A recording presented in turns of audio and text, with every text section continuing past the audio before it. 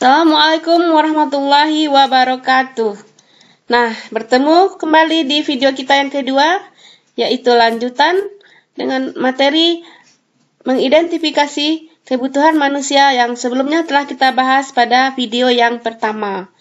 Namun, karena pembahasannya belum tuntas, maka akan kita lanjutkan pada video yang kedua ini.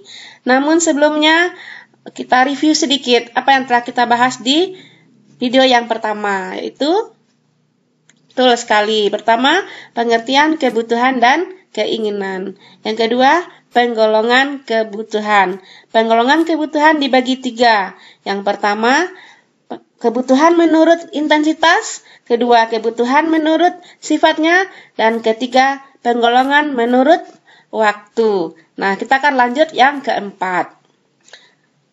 Yang keempat itu kebutuhan menurut subjeknya. Menurut subjeknya, kebutuhan dibagi 2, yaitu kebutuhan individu dan kebutuhan kolektif. Ya, kebutuhan individu kita buat pertanyaan dulu. Apakah baju direktur untuk direktur, baju olahraga untuk olahraga, ataukah semua orang pakai baju direktur? Atau banyak orang memakai baju direktur? Nah, bagaimana dengan jembatan, jalan, pasar? Apakah hanya satu orang yang memakai jalan? 2 orang, 3 orang? Tentu tidak. Jadi dari gambar ini dan dari pertanyaan-pertanyaan tadi, tentu kita bisa membuat definisi apa itu kebutuhan individu dan kebutuhan kolektif. Kebutuhan individu adalah kebutuhan untuk diri perorangan. Ya, baju seragam untuk siswa, contohnya cangkul untuk petani, sedangkan kebutuhan kelompok, kebutuhan bersama masyarakat, seperti contohnya jalan, jembatan tadi. Nah, yang nomor 5 yaitu kebutuhan sosio-budaya. Kebutuhan sosial budaya terbagi 2, yaitu kebutuhan sosial dan kebutuhan psikologis. Kita buat pertanyaan, bisakah kita bergotong royong itu sendiri? Tentu tidak. Bisa kita hidup sendiri? Tidak. Itulah kebutuhan sosial. Nah, bisakah kita hidup tenang bila lingkungan kita tidak aman, tidak tentram, dan tidak damai? Tentu tidak. Itulah kebutuhan psikologis. Bisakah membuat definisi tentang kebutuhan sosial dan kebutuhan psikologis? Ibu yakin bisa? Ya, tepat sekali. Benar jawaban Ananda. Kebutuhan sosial adalah kebutuhan hubungan antar manusia dalam masyarakat. Mengapa? Karena manusia tak bisa hidup sendiri, saling membutuhkan.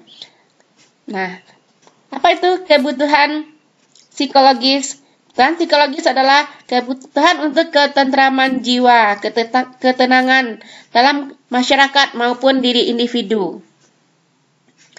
Kita lanjut yang ke-6, yaitu kebutuhan menurut wujudnya. Kebutuhan menurut wujudnya terbagi 2, yaitu kebutuhan material dan kebutuhan jasa. Wujud itu artinya bentuk. Jadi kita lihat yang pertama, nah, dapatkah meja, kursi, pakaian dilihat, wujudnya dapat dilihat, diraba dan dirasakan? Dapat. Bagaimana dengan jasa dokter? Dapatkah jasa dokter dilihat, diraba? Tidak. Dirasakan? Ya, dapat dirasakan. Betul sekali. Bisakah membuat definisi dari kedua kebutuhan menurut wujudnya ini? Ya, benar sekali bahwa kebutuhan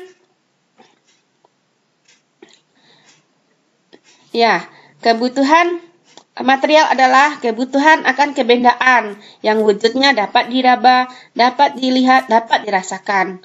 Sedangkan kebutuhan jasa adalah tidak dapat dilihat, tidak dapat diraba, tapi dapat dirasakan manfaatnya. Jadi kebutuhan akan pelayanan. Kita masuk ke yang C, yaitu hierarki kebutuhan Maslow. Hierarki kebutuhan Maslow ini adalah suatu kebutuhan yang ada tingkatannya. Yang teori ini adalah teori kebutuhan yang sangat terkenal tentang kebutuhan yang ditemukan oleh atau dikemukakan oleh Abraham Maslow. Ya, paling terkenal dalam ilmu ekonomi, ya, yang dikemukakan oleh Maslow. Ya, dia mengatakan bahwa kebutuhan ini ada 5 tipe, dan 5 tipe ini dia seperti hierarki. Jadi dipenuhi dulu tahap yang paling bawah, baru tahap yang di atasnya. Nah, apa saja yang 5 tipe kebutuhan manusia ini? Nah, ini gambarnya ya. Apa saja yang 5 itu? 1, ya kebutuhan fisiologis, kemudian naik atas kebutuhan keamanan, kebutuhan sosial, keempat kebutuhan penghargaan, dan kelima kebutuhan aktualisasi diri. Nah, apa penjelasan tentang yang kelima ini? Ingin tahu atau sudah tahu Anda semuanya? Nah, kalau belum tahu, kita bahas satu demi satu. Yang pertama yaitu kebutuhan fisiologis, yaitu kebutuhan kebutuhan yang paling rendah ya dalam hierarki kebutuhan ini harus dipenuhi terlebih dahulu, seperti contohnya makan, pakaian, dan tempat tinggal. Kemudian yang kedua kebutuhan keamanan, yaitu rasa aman ya, rasa tenang. Kemudian yang ketiga kebutuhan sosial, yaitu kebutuhan untuk dicintai, diterima dalam masyarakat. Kemudian yang keempat itu kebutuhan akan penghargaan, yaitu kebutuhan untuk meraih kesuksesan, memiliki wibawa.